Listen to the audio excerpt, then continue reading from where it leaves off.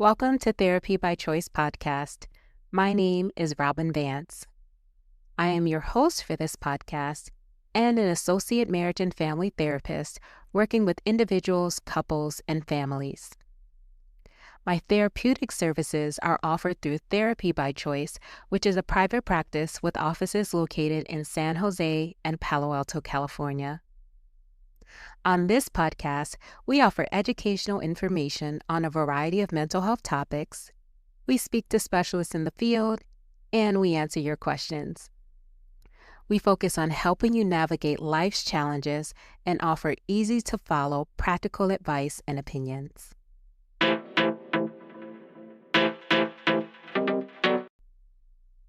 Hello, everyone, and welcome back to Therapy by Choice podcast. I'm your host, Robin Vance. Today, I'm going to be spending a little bit of time talking about something that many of us will face at some point, which is how to tell if someone you love is struggling with their mental health, and even more importantly, how to talk to them about getting help. This is one of those situations that comes with a lot of emotional weight. You're scared for them, you care deeply, and you don't want to say the wrong thing. So today, we're going to be walking through it. We're going to take a look at what are some of the signs that someone might be struggling, when you should step in, how do you bring up getting help for mental health without sounding judgmental, pushy, or like you're diagnosing them. And just as important, how do you protect your own emotional boundaries in the process? Starting off with recognizing the signs. Contrary to what is often portrayed on television and in the movies, mental health struggles don't always look dramatic. Sometimes they're quiet, subtle, and sometimes even the person struggling doesn't realize how much they've changed. You might notice things like withdrawal, your loved one pulling away from relationships they used to care about. Maybe they're more irritable, more tired, less interested in things they used to enjoy. You might see signs of hopelessness or even hear them say things like, "What's the point?" Or maybe they're functioning just fine on the outside, but you can feel the emotional flatness underneath. These are some potential red flags.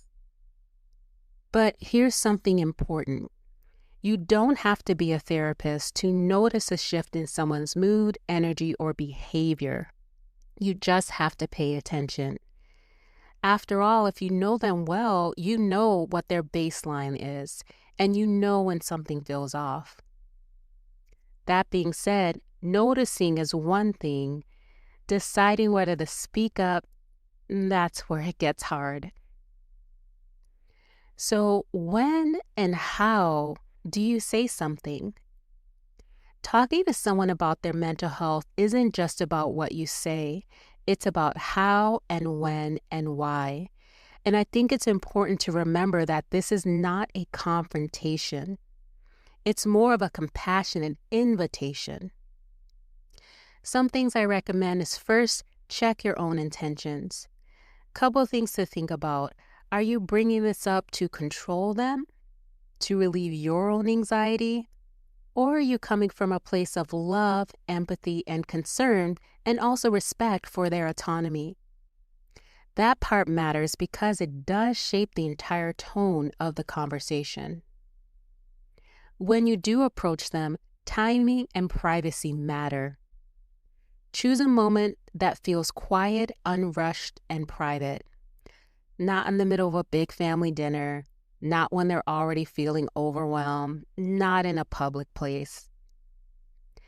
And then keep it simple and centered on your own observations. Now, this is when those I statements come in because you need to use I language. For example, you might say, "Hey, I've noticed you seem really overwhelmed lately, and I just wanted to check in with you." Or, "I really care about you and I've been worried. Have you thought about talking to someone like a therapist?" What you're doing here is offering a reflection, not a diagnosis. You're not saying, "Hey, you look depressed," or "Hey, you need help." You're saying, I see you, I care, and I know you deserve support. Research also backs this up, by the way. Studies show that people are more open to seeking help when the suggestion comes from someone they trust and when it's delivered with empathy, not pressure or fear.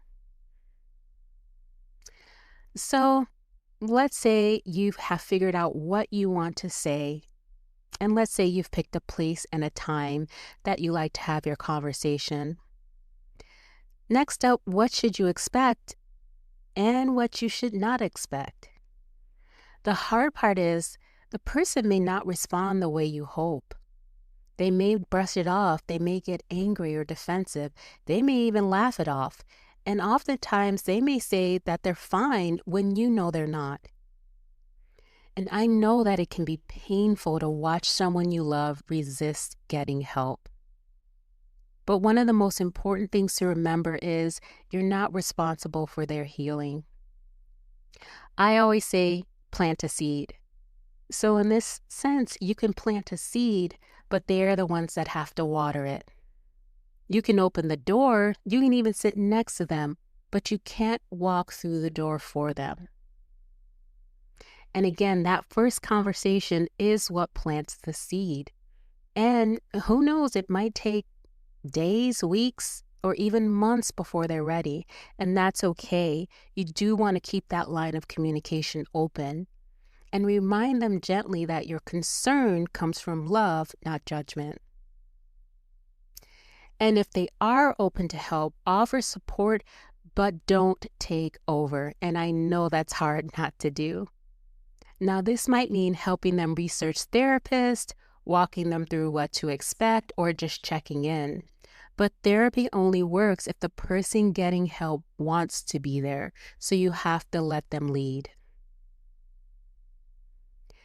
Now, next up is a tough word, boundaries. There's that word again. And yes, all relationships require boundaries. In this sense, I want to talk about boundaries as what's yours to carry and what's not.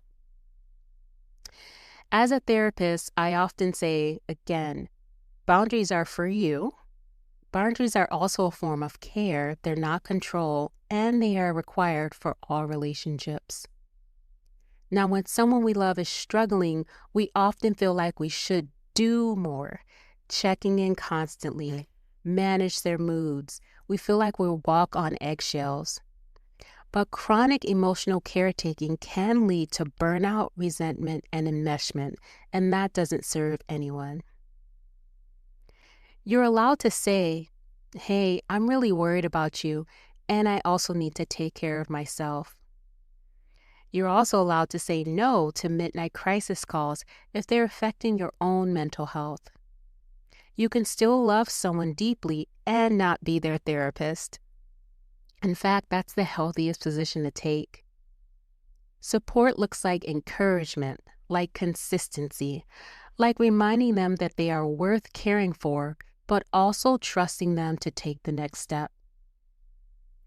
And if you ever feel unsafe or someone is at risk of harming themselves or others, that's when it's appropriate to reach out for professional or emergency support, as safety always comes first. Now, I do want to talk about some resources to support you and your loved ones, and some resources that you can use to kind of help take that next step, whether you're the one noticing the signs or you're trying to support someone that you care about. A good first step, and the one I usually recommend, is NAMI. And NAMI stands for the National Alliance on Mental Illness.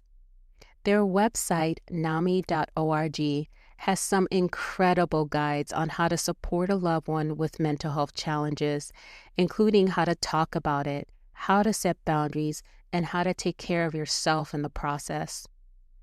They also offer free support groups, both online and in person, for family members and friends. Next up, Substance Abuse and Mental Health Services Administration, or SAMHSA, offers guidance on how to talk about mental health with friends and family. They also have conversation starters and advice on asking questions, listening to ideas, and being responsive. Another great option is Mental Health America at mhanational.org. They offer free screening tools that can help your loved one get a sense for what they might be experiencing: depression, anxiety, trauma, and more. Sometimes just seeing something in writing can make it feel more real and more manageable. Now, if your loved one is open to therapy but overwhelmed by how to find someone, you can perform a Google search of therapists in the area or point them to Psychology Today, which allows you to filter therapists by location, specialty, insurance, and other criteria. And lastly, if there is a safety concern, and this is also the closing tagline to every episode of this podcast, if you or a loved one are in crisis, dial or text the Suicide Crisis Lifeline by dialing 988. It's free, 24/7, and available for both people in distress and people supporting them. Even if you just pass one of these resources along, it can open a door, and you never know what might be the moment that something changes. One of the most loving things you can do is say, "You don't have to carry this alone." And whether they take you up on it or not, that moment of connection matters. And you don't need to get it perfectly right. You just need to be present and real. Supporting someone you love through a mental health struggle is not easy, but showing up, saying something, and staying present is a form of love that goes deeper than words. Remember, you're not there to fix them. You're there to care, to encourage, and to hold space without losing yourself in the process. And I know that balance is hard, but it is possible, and you don't have to figure it out all alone. If you're navigating this kind of situation and don't know where to turn, consider talking to a therapist yourself. Not because you've done something wrong, but because loving someone through a mental health struggle can take a toll, and you need and deserve support too. Now, if someone you care about is struggling, I hope this episode gives you a little bit of language and perspective. These conversations are never easy, but they are powerful, and they often make a difference even if you can't see it right away. And if you found this episode helpful, feel free to share it with someone who might need it. And if you're the one trying to find the right words now, I hope you know that you're seen, and I hope you know that you're doing something brave. I want to thank you so much for listening to this episode of Therapy by Choice podcast. I'm your host, Robin Vance. Take good care. While we hope to provide insight and education, our podcast does not replace therapy, and listening to our podcast does not establish a therapeutic relationship.